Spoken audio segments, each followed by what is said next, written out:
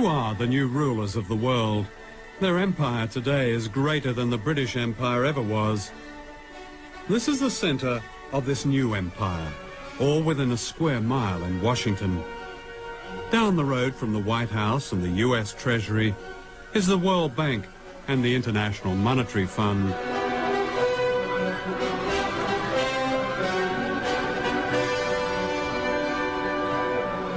These two bodies are the agents of the richest countries on earth, especially the United States. The World Bank and the IMF were set up near the end of World War II to rebuild the economies of Europe. Later they began offering loans to poor countries, but only if they privatized their economies and allowed Western corporations free access to their raw materials and markets. Debt has really been used as an instrument in order for the IMF and the World Bank to get their policies implemented in many developing countries. And we're into a situation now where the poorest countries are in a cycle, a vicious cycle of poverty. They can't get out. And the kind of debt cancellation that's been given still will not allow them to get out of this poverty trap. It's not a question of debt forgiveness, because actually many of the debts were incurred under pressure from the international institutions or were given in collusion with governments which weren't acting in the interests of their people. Let me ask you, do you know the difference between Tanzania and Goldman Sachs?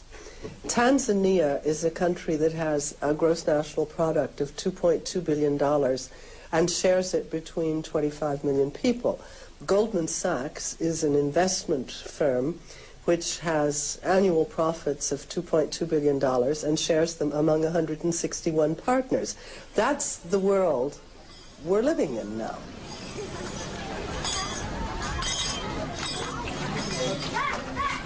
The World Bank says its aim is to help poor people, promoting what it calls global development. It's an ingenious system, a kind of socialism for the rich and capitalism for the poor. The rich get richer on running up debt, cheap labor, and paying as little tax as possible, while the poor get poorer as their jobs and public services are cut back in order to pay just the interest on debt owed by their governments to the World Bank.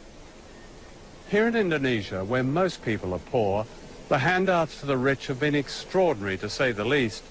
Internal documents of the World Bank confirm that up to a third of the bank's loans to the dictatorship of General Suharto went into the pockets of his cronies and corrupt officials.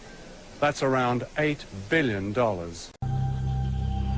What do you say to those 17 million people who call for a complete, and I repeat, complete cancellation of debt as the only way to lift the huge number of poor people in the world out of poverty? I'd say two things. First, what will lift people out of poverty is not cancelling their debt, but what policies their countries pursue, whether they educate poor people, whether they give them health.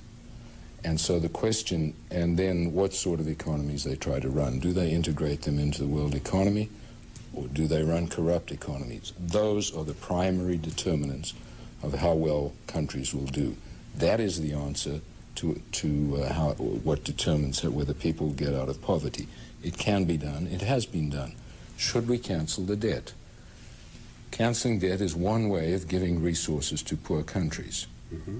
What I'd like to see is a much greater flow of resources to poor countries. I'd like to see the markets of the industrialized countries opened so that these countries where people are poor and can produce agriculture are able to export. That's what will get them out of poverty. The statement debt relief is the only thing that will get them out of poverty is wrong. It would help, provided it is accompanied by a whole set of other measures. But surely debt, even in one's own life, and especially a poor person's life, is the greatest cause of real poverty.